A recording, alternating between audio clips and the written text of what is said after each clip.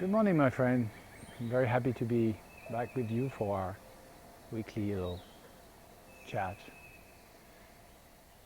Today I wanted to share my feelings as I read the last text by the Gyalwa Karmapa that he sent or published on the 6th of May at the occasion of the Vesak, or the commemoration of Buddha's birth. And some of us, open up a reflection about what is enlightenment, what is the path leading to enlightenment, who are we, really?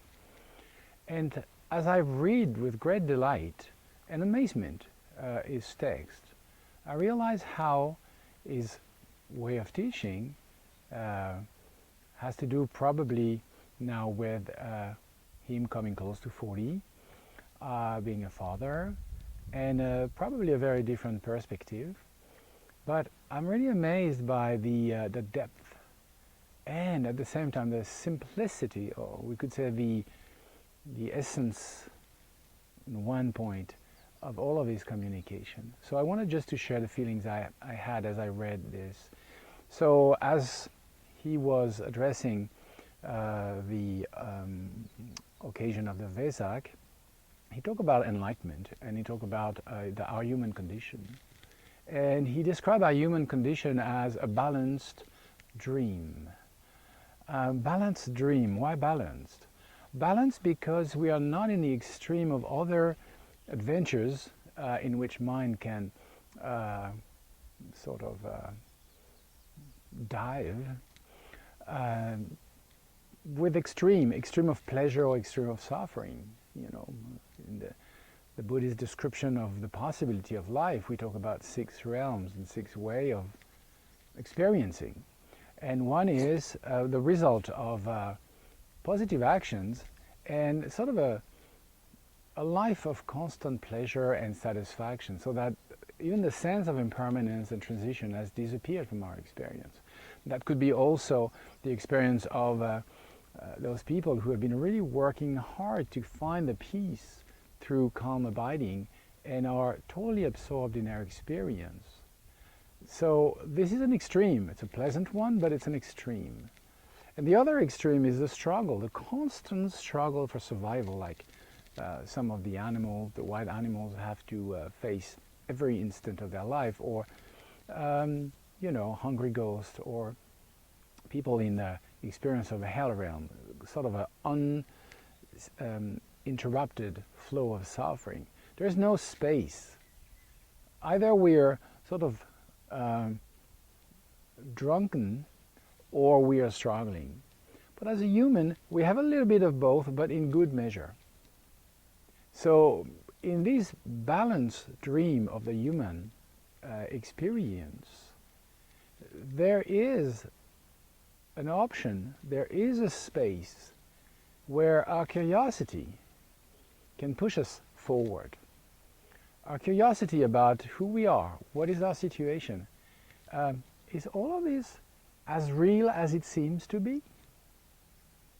These questions have a space where they can arise, and we have a space where we can try to find an answer. So this movement towards the resolution, which is more an inner movement than an external movement, will be supported by outer conditions. Outer conditions such as a proper environment and also a proper mindset. So we have to cultivate this proper environment that will be part of our path. Once we have found this, and that we suspend the judging mind for a while in the practice of calm abiding, we let things come. It's not so much about letting go, it's more about letting them come. We let them come, but we don't build on top of that a narration, a story. That's me, that's them, and so on and so forth. We just let them be. And as we do that, we find a peace. And in this peace, clarity begins to dawn. And when clarity dawns, that's the moment of insight. We can really observe each moment of consciousness. How each moment of consciousness is coupling with outer phenomena, the elements and so on, and is constantly knitting a story, a cloth, a narration. And we get trapped into this. We become part of it. When we sit with attentiveness and discernment, we begin to see that one of the main characteristics of ignorance is not to be able to see reality and to be convinced that what appears to us is the reality. In Sanskrit and Tibetan, what we call relative reality means actually the reality that hides, that dissimulates the true nature of reality. And so we're mesmerized by it. When we have the pause and the willingness, the curiosity to explore and look at it, then we begin to see this micro moment of consciousness, one leading to another, knitting this fabric of narration. And we can also notice that at the same time it also creates a sense of distanciation. The subject and the object appear to be different, but when we look carefully at it, we see that the moment of consciousness, our corporality, our body, and the outer phenomena are sort of coupling, and this knitting is the work of the mind into a story. And we buy this story and we think that this is reality. So when we begin to see that, we begin to see that it is like a dream illusion or a dream experience. And that's what Karmapa calls the dreamlike reality. When we begin to see this, our experience becomes more fluid, less solid, but doesn't disappear. We could even say that it is even sharper, because it's not obscured anymore by the necessity to maintain the narration as was defined. So we are fresh and new in every instance of perception. And as we do that, progressively, our mind becomes more and more relaxed and come closer to itself, closer to the understanding of itself, in itself, by itself. The distance between a subject and an object is seen now as just a mental superimposition on an experience that really doesn't split into subject and object. So the curiosity to explore this so that we can use this human experience needs to be cultivated. Karmapa refers it to the seeding of awakening. We need to put in the continuum of our consciousness the seeds of awakening.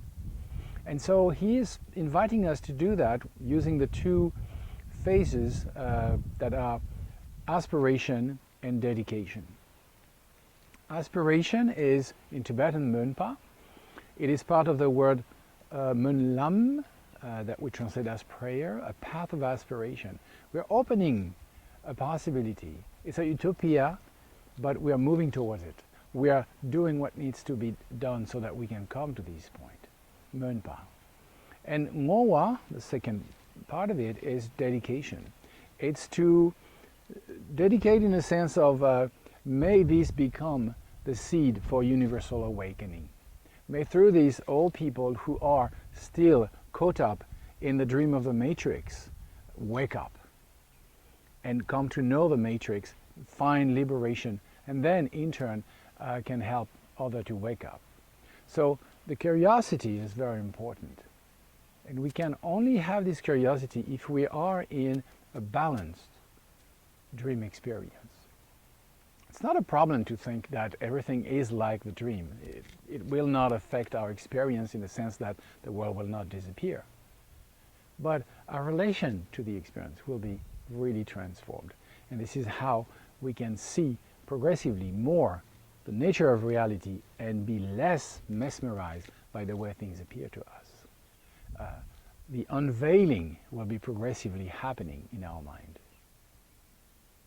So, how to seed the awakening? Aspiration. And Karmapa invites us to connect this with our breath. So as we breathe in, and it's a very simple exercise, it's nothing special or religious or whatever, it's just your breathing. And as you breathe in, you aspire. May all beings awaken. May all beings be free from suffering. May the causes and conditions for these happen. And as you breathe in, and then you find peace and discernment more and more with the practice of calm abiding and insight, then what you have discovered, as you breathe out, you dedicate it, you offer it, you sort of like give it for a certain purpose. May all beings be enlightened. And so it's a constant movement of practice. As we breathe in, we aspire to beauty, we aspire to freedom, we aspire to all sorts of realization, not only for ourselves, but also for all sentient beings. And as we breathe out, whatever energy, driving force, qualities that we have discovered, we entirely dedicate this to the enlightenment and the liberation of all sentient beings. So if we do that, our balanced dream that benefited from the in-between, the interruption, like we have known as we've been forced to stay at home, the usual dream, the usual business had to stop. If we could use this interim, this in-between, and cultivate the calm observation of what mind perceives and how mind perceives, then this beautiful, balanced human dream can become a platform for awakening. And Karmapa concludes by saying, through this, all your dream will be awakened.